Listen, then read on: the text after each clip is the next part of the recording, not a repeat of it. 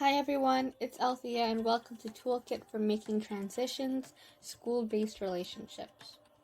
In this video, we will be giving you tips on how to prepare for the new school year during COVID-19 when it comes to creating and maintaining new relationships with peers and staff. You'll find tips on how to make new connections if you're entering high school or post-secondary, how to write a professional email, and how to prepare for a video conference with school staff. On the next page, you will find the disclaimer and the intended audience.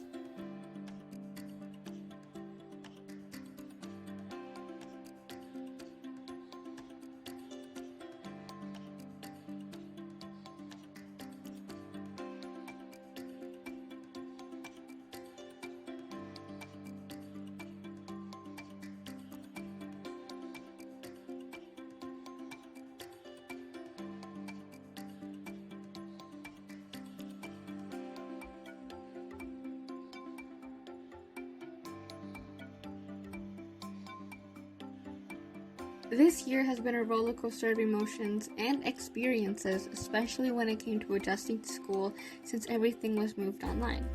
Soon, you'll be entering a new school year during a pandemic, and it can be both exciting and scary at the same time. Before COVID-19, preparing for the new school year gave us many mixed emotions. We're sad that summer vacation is over, we won't be able to sleep late and sleep in anymore, we won't be able to just sit around at home and just chill. But at the same time, there's feelings of excitement, especially when it comes to reconnecting with old friends and even meeting new ones. We also experience being dragged along to buy new school clothes or even school supplies. Sometimes there's also orientation or even pre-season training and tryouts for school sports and extracurriculars. Now, preparing for the new school year during COVID-19 will be the same, but also a little different. Although it has been announced that elementary and high school students will be going back to school in person, and many post-secondary institutions are mostly doing online learning, there is a lot of uncertainty and feelings of fear that can come up for many students. But don't worry, there are still ways to get you ready for school year 2020-2021.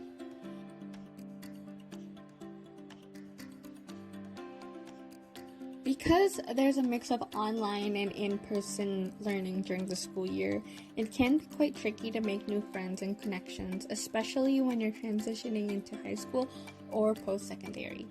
Here are some tips to help you make new connections for the new school year. For both grade 9s and for first-year students entering post-secondary, depending on what your teachers or instructors do on the first day, sometimes they could do little icebreakers to help you get to know your classmates and so that they can get to know you too. This can definitely help, especially since it's going to be a new environment and you'll be meeting new people. Another tip that can help, and I think that this can be the most helpful for those doing online learning, try to remember names and faces of classmates during live sessions if you have any. This can take some time, especially if your classes are pre-recorded or even if there's way too many people in your class. Once you've made some connections and friendships, suggest to create virtual study groups or even a group chat. Personally, I find these super helpful, especially when you need help with something in connection to your class, such as assignments or like tests. Now, another way to connect with new people you've met, and only do this if you're very comfortable to do it, but maybe ask if it's okay to add them on social media. For the grade 9s, you'll be going to school and experiencing online learning at the same time. Since you will be in school half of the time, you will be in close contact with other students, so please remember to practice social distancing. Because I know it can be super exciting to see old friends from middle school or elementary school, and you just have like that feeling to hug them. Or when you're meeting new people, you may just want to shake their hand, but please just keep in mind social distancing. So when it comes to meeting new people and making new connections and friends, it's important to try to say hi first, of course, and introduce yourself to your classmates and your teachers, which can be applicable both online and in person. Another thing that can be helpful, especially if you don't know a lot of people in your classes, is to try asking the people around you in class for their contact information, just in case you have any questions or need help with homework. And usually, sometimes teachers suggest that you do this. I think that this is such a great way to start making new connections and making new friends, because you never know, you might be meeting one of your good friends or maybe even a significant other by doing some of these things. For the first years, colleges and universities usually have orientation or flash week before school starts. But this year it's going to be a little bit different since everything will probably be online. But don't worry, there are other ways to make new friends and connections. For example, many post-secondary schools have social media groups on Facebook or Discord that are exclusive for first years only. Try checking this out and maybe you'll find people in the same programs and classes as you. There could also be online events related to clubs and events happening. Now, I get it. It can be super difficult to communicate with your friends online all the time, and I bet some of you are already starting to go out with your friends and seeing them in person, especially since a lot of the rules regarding social distancing and the rules and regulations about it are just being slowly loosened. Even if this is happening, I'm going to repeat it again. Please keep in mind social distancing rules and try to keep 2 meters away apart from your friends, and don't forget to wear face covering. And because you're starting to see new friends again, there's so many different things you guys could be doing together. The weather is so nice. You guys can go and play sports, go out to get some food, have a picnic, go hiking, whatever you guys feel like doing. There are also other ways to make connections outside of your friend group and to make new friends. And you can find other support such as virtual clubs, Black Lives Matter groups, and even LGBTQ+ groups, and so much more.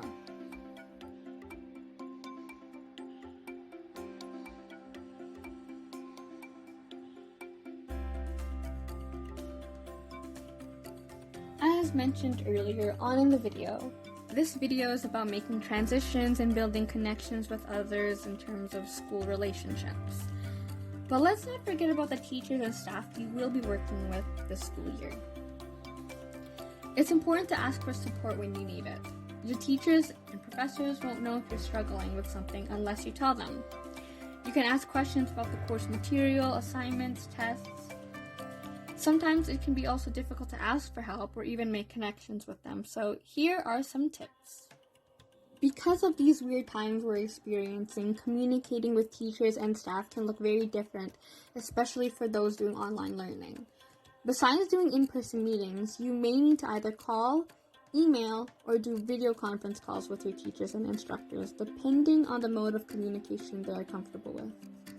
But remember, it's important to be professional and to be clear and understanding about the boundaries of communicating with school staff online.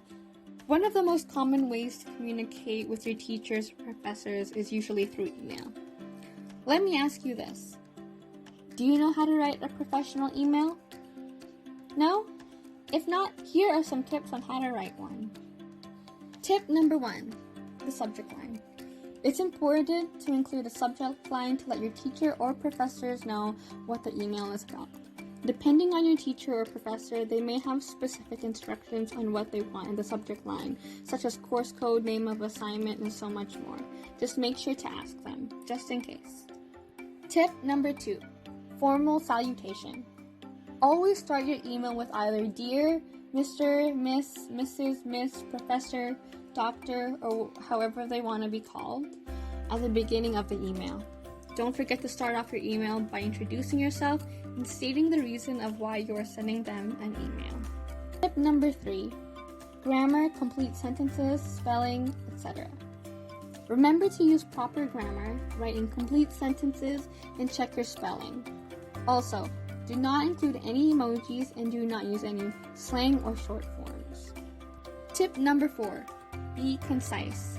When writing your email, make sure to get straight to the point and include any questions or concerns you have. Tip number 5, ending an email. Before ending your email, always thank your professor or your teacher for their time and consideration. End your email with from or sincerely, and then your name. Video conferencing teachers or professors is a bit new in the world of education, and sometimes it can be nerve-wracking and weird having to speak to them through a computer. You may be wondering, how do I prepare for one of these? Here are some tips on how to prepare for a professional video conference with your teacher or professor/instructor. Tip number 1. If possible, try to find a quiet space where there will be no disruptions and distractions. This is important so when you are in a video conference, your full attention will be with your teacher or professor. Side tip. Sometimes your Wi-Fi connection may be a bit laggy or won't work, but don't panic. If you can, and if your Wi-Fi will allow you to do so, or even if you have some data on you, send a quick email to your teacher or instructor letting them know that you're having trouble connecting to the Wi-Fi. Tip number 2. Even if you're at home, try to look professional and wear clothes you would wear if you were at school or in public. So yes, that means no pajamas. I know that this can be super difficult, but try your best. Something that can be helpful would be wearing a top that you would wear outside of the house, but still keeping it professional. And just wearing your PJ pants instead, especially since they'll only see you above the waist. Tip number 3. Prepare any questions you have before meeting your teacher or professor or any other school staff so you won't be scrambling around to think of any. Not only does this show your teacher or instructor that you are prepared for the meeting, but it will definitely help with avoiding awkward silences. Here are some extra reminders. Your teachers, professors, and support staff can get quite busy. They won't always answer right away, and in most cases, they usually have set hours when they check and answer emails. Make sure to check in with them when it comes to hours they are available. Whether you are online or in person, don't forget to introduce yourself on the first day of school. When sending an email, try to send it from a professional email account or the one provided to you by your school. It's okay to be nervous and scared for the new school year. All students are in the same boat as you, especially during a pandemic. With these tips, you'll be ready for the new school year. For more information, check out the resource package. Good luck! You got this!